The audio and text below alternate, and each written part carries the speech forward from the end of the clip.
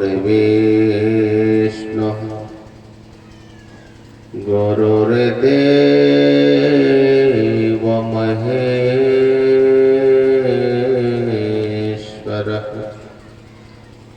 गुरुर्साक्षात् परब्रह्म तस्मै श्री गुरुवे नमः।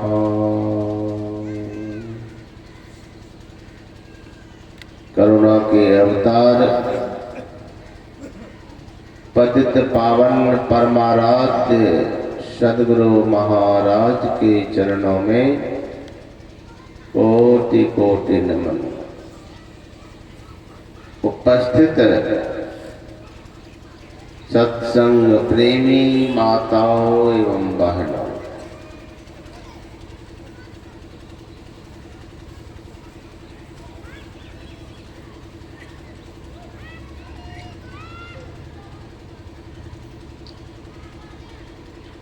अभी हम लोग सुन रहे थे कर्म कर्म से उस परमात्मा के बारे में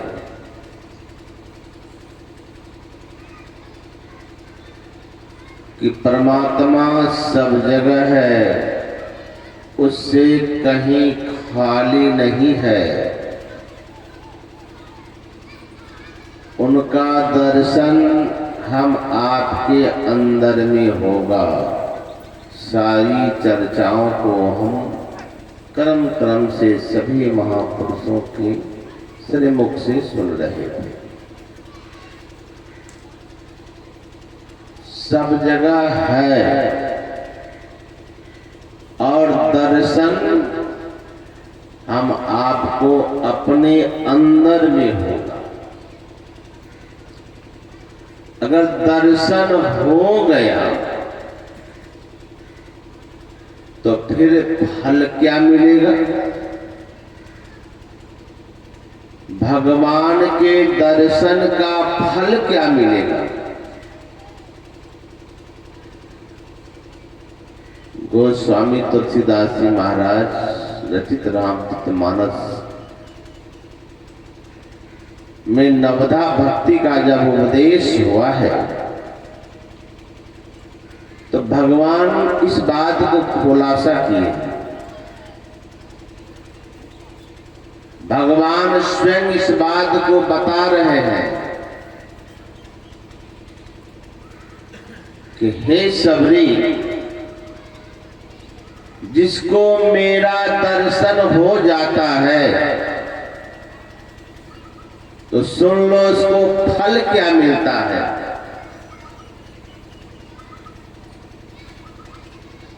भगवान राम कहते हैं मम दर्शन फल परम अनुपा, जीव पावे निज सहज स्वरूपा। अब भगवान अपने से कह रहे हैं हे सबरी, जिसको मेरा दर्शन हो जाता है तो फल क्या मिलता है?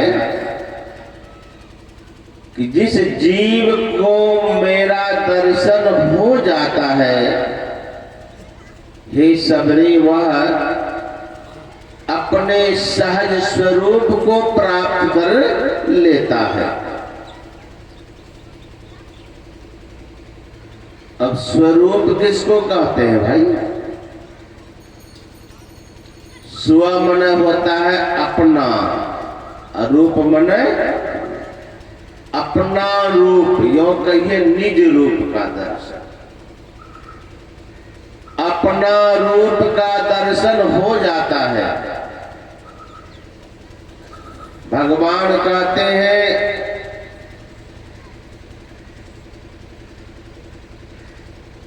अर्थात अर्थात जिसको मेरा दर्शन हुआ उनको सहज स्वरूप की प्राप्ति हो जाती है। अर्थात जब हमको अपना रूप का ज्ञान हो जाता है तो परमात्मा का भी ज्ञान हो जाता है। यदि परमात्मा का ज्ञान हो गया तो हमको अपना भी ज्ञान। ऐसा कैसे हो जाता है कि हमें अपना ज्ञान जब हो गया तो परमात्मा का भी ज्ञान हो जाता है, और जब परमात्मा का दर्शन हो जाता है तो हमको स्वरूप की प्राप्ति हो जाती है। मतलब हमारा जो निज रूप है उसको हम प्राप्त कर लेते हैं। तो हम आपका निज रूप क्या है?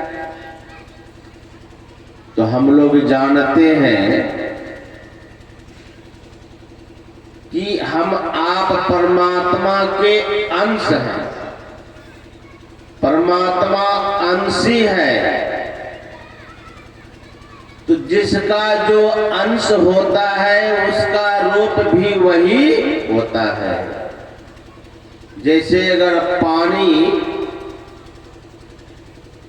को समुद्र में से अगर एक लोटा जल, अगर समुद्र से हम पानी निकाल लें, एक लोटा जल अगर समुद्र से बाहर निकाल लें तो वह पानी, एक लोटा जो पानी का है वह पानी किसका अंश हुआ? समुद्र के जल का।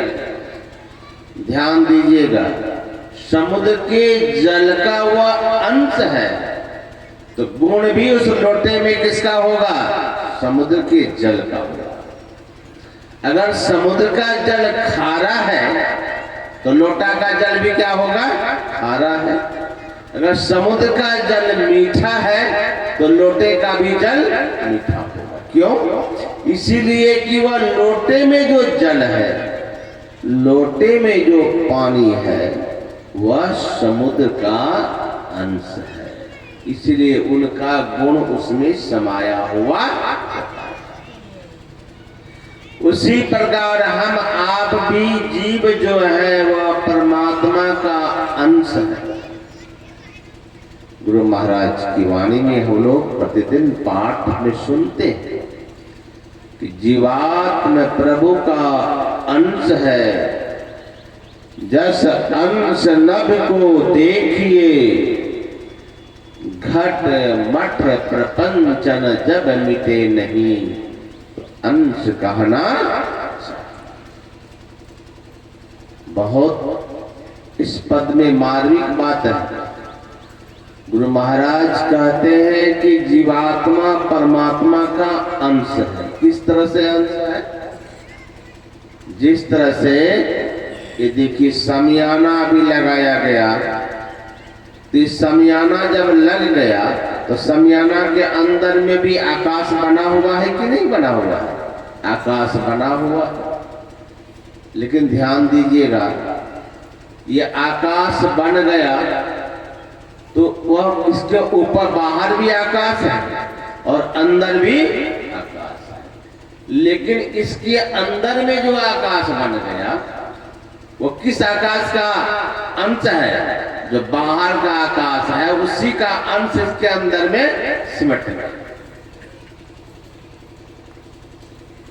यह आकाश कब तक रहेगा समियाना के अंदर में? जब तक यह समियाना का रूपी पर्दा लगा रहेगा तब तक वो आकाश रहेगा। लेकिन ये अलग से कहीं आकाश आ नहीं गया, उसी आकाश में यह छोटा आकाश बन गया। बन कितना गया, कई हो गया? इसलिए उस पर यह कपड़ा का जो आवरण चढ़ गया, इसलिए यह भी एक छोटा आकाश का रूप ले लिया।